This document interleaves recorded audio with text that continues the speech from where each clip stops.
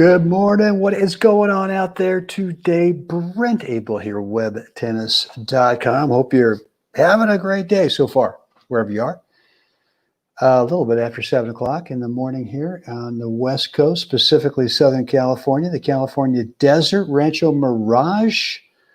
Another glorious day on tap here for us. Guys, I've got a couple of things before we get into today's little topic. And number one, at 9 o'clock this morning, Pacific, noon Eastern, we're going to talk to Mikey Loomis Landauer about her experience with the kitchen. You know, has been following me at all recently. You know, I've been railing on you got to get the kitchen right if you want to become a better player. And in fact, it is probably the fastest way to start getting the results that you want from your game is to get the kitchen right, meaning fitness, health, lose weight, drop pounds, shed pounds, get quicker, get better endurance, all that stuff. And so I'm going to interview her. Mikey, if you don't know her, a couple things that are really interesting about her. Number one is outstanding tennis player, great coach. She and her husband, Phil Landauer, live in Naples, Florida. But her brother, Dr. James Loomis, was featured on the documentary, the movie, The Game Changers. And that is about that movie. If you haven't seen it, you really ought to watch it. It is spectacular. It is focused on professional athletes, people who are at the very top of their sport, who are plant-based diets. And again, I'm not here to preach a diet to you. I'm just saying that it does that documentary does kind of bust a bunch of myths about, oh my God, you know, I got to eat a big steak if I need to have protein and all this kind of stuff. Just not true. So I'm going to interview Mikey this morning. We're going to hear her story about how she's gotten the kitchen right and kind of what it's doing for her. And then secondly, tomorrow at 8 a.m. Pacific, which would be 11 a.m. Eastern. That is Friday morning, the 4th. Jeff Jacklich, I've got him on, and we're going to talk about how to take advantage of the second serve when you're returning serve. And really, if you think about it, I mean, so often at a point, obviously the server's forced to hit the ball. What I would say, you know, is short. It's got to land inside the service line, right, or on top of the service line. And that to me is a short ball, and we ought to be able to take advantage of that. So I've got Jeff teed up tomorrow morning, 8 a.m. Pacific, to kind of walk us through, and as he likes to say, it's kind of managing your menu out of your toolbox. What are the shots that you actually own right now that you can take advantage of someone's second serve? And when you do that, one of the things you're going to find is that you put the thought in that opponent's mind, the server, hey man, you better not miss that first serve, because if you do, you're going to be in a world of hurt. And typically what happens is you start to get some double faults out of that. So look for those two things again this morning, 9 o'clock Pacific, and then tomorrow morning, Friday, 8 a.m. Pacific. I got some great stuff for you. So guys, let's talk about today, which is the word free, right? And look, this for me, you know, my story in terms of I was only willing to kind of spend no money, free, right? When I was, back in the day when I was starting to learn how to play as a young adult, I was a self teacher, right? I was a do-it-yourself, and even though I was in the industry, and but of course that was back when you know the whole instruction thing was turn, racket back, step forward, make contact out in front, and follow through. That was it. And, you know, maybe occasionally bend your knees and maybe occasionally, you know, watch the ball. But for me, I never really kind of got it in my head that, look, if I keep going along this path of not spending any money on getting some coaching, it just wasn't working out. So here's kind of my thinking about this. If you're only willing to spend free, then there's a really good chance, and I think this was sort of an issue that I had as well back then. If you're not willing to spend money, meaning free, if you're only going to dabble out there and look at YouTube videos all day long and try to cherry pick something here, something there, and give it a little bit of a dabble kind of thing, then you know what? The chances are very good that you don't trust that if you were to get coached by high quality, I'm not talking just anybody, I'm talking high quality coaching, that if you're not willing to invest in your tennis game, then maybe you don't trust that you can actually do what is necessary. And for most players, I think they're willing to kind of listen and kind of dabble a little bit. But in terms of the real work, and the real work means you got to show up every day. And as I talked about yesterday, you got to get a little crazy on this thing. I mean, you've got to get obsessed. You got to get unreasonable. And what that means is nothing more than you find yourself some really good, high quality coaching. You invest some money into it, and then you do what that coach tells you to do. And any good coach is going to tell you, well, there's a daily method of operation that you've got to do.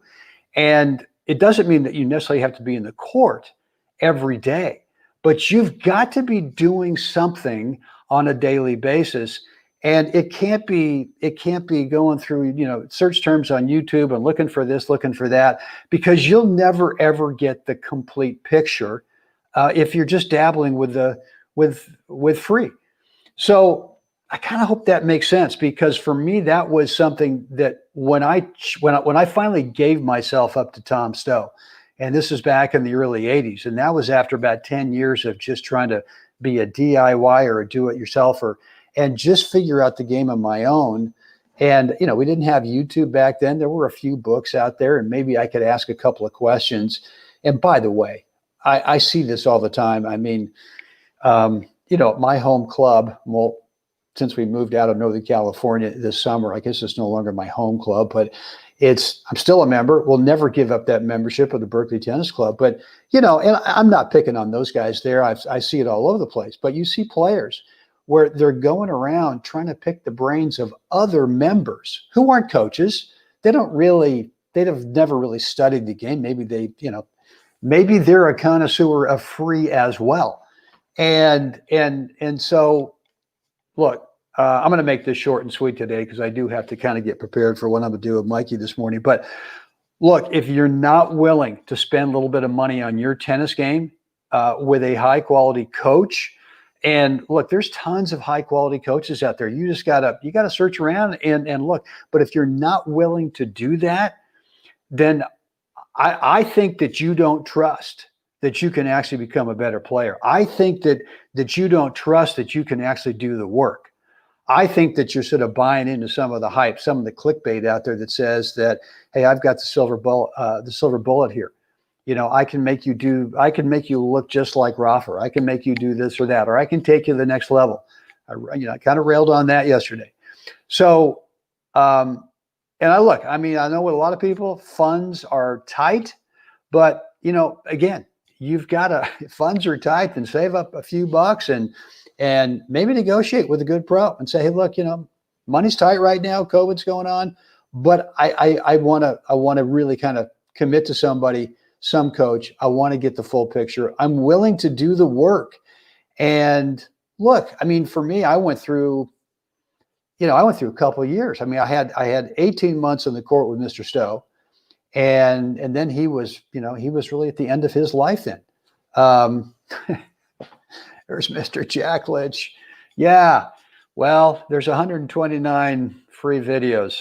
Thank you, Mr. JJ, which, by the way, I'm going to see you tomorrow at 8 a.m. Pacific. So I want you to bring your A game tomorrow, Jeffrey.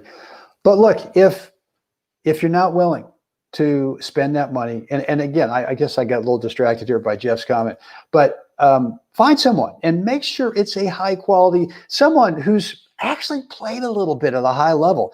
I'm not saying that you have to have been on the tour to have, to become a great coach. I don't believe that, but I think you have got to have had some results at some point where you know what it's like to play at a high level. And so that you can coach that, you can teach that, so that some coach can share their stories to you about that. But bottom line today, guys, the message is free is possibly the thing that is holding you back. Free is that thing that maybe you just don't trust. Maybe you're not willing to spend the money because you don't think to yourself, I'm just not sure. I don't know if I can actually do the work. And that's really what it comes down to, is can I do the work? I mean, physically, come on, everyone. I mean, how many players have we seen out there that, don't have Roger Federer's natural abilities? Tons, right? But they do the work and they study the game and they just hang out at tournaments. They hang, wherever it is. And they just are obsessed, right? They're just unreasonable. And if you can have that mindset and you can go ahead and spend a few bucks with a really high quality coach, then that's when you got a shot. So consistency is the name of the game for me. You got to show up every day, every freaking day. Again, doesn't have to be in the tennis court, but it's got to be something. And it could be just on that day you're studying video, or maybe you've invested in a little camera where you can put it up on the back fence. And every time you go practice, every time you play a practice set, you can put the camera back up there and you can start to look at not so much technique, but you can look at shot choice and court positioning, right?